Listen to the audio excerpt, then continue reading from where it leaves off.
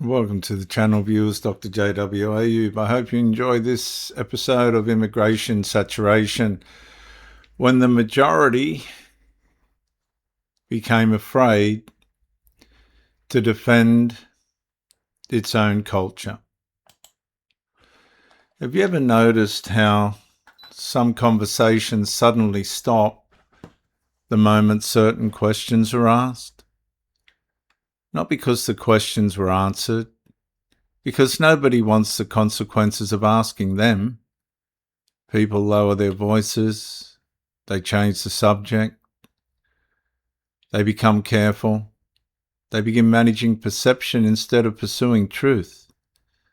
And something feels wrong, but nobody wants to be the first person to say it aloud.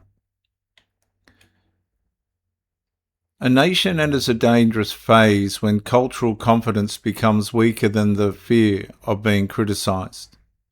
At that point, preservation begins looking like aggression. Self-defense begins looking like intolerance. And silence begins looking like virtue. And for decades, Australians were encouraged to view tolerance as a civic strength. And in many ways it was. Stable societies require patience, generosity, restraint, and goodwill. But every virtue becomes vulnerable when detached from limits. A society that cannot say yes and no eventually loses the ability to protect itself. And this is where demographic pressure intersects with psychological pressure. The issue is no longer simply immigration. The issue becomes whether the host population still believes its own culture is worth preserving. And many citizens continue observing change around them. Changes in neighbourhoods, changes in public expectations, changes in schools, changes in civic language, changes in assumptions about national identity.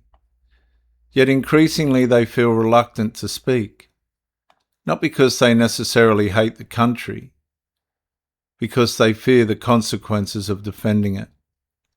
And the psychological shift is profound. A confident majority expect newcomers to integrate. An uncertain majority negotiates with every challenge. A fearful majority apologizes for existing. And once that threshold is crossed, integration itself becomes more difficult. Newcomers naturally assess the confidence of the society receiving them.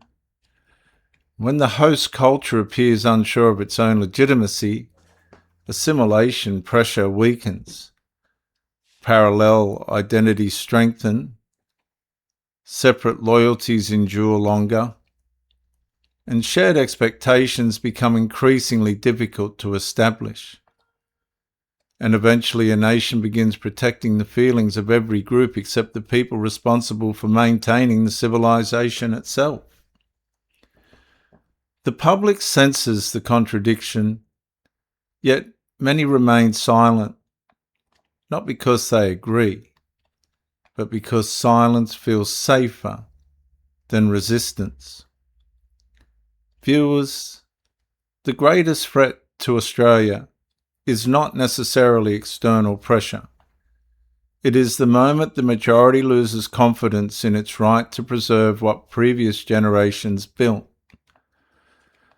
When cultural confidence disappears, borders become secondary, and the nation begins surrendering internally long before it changes externally.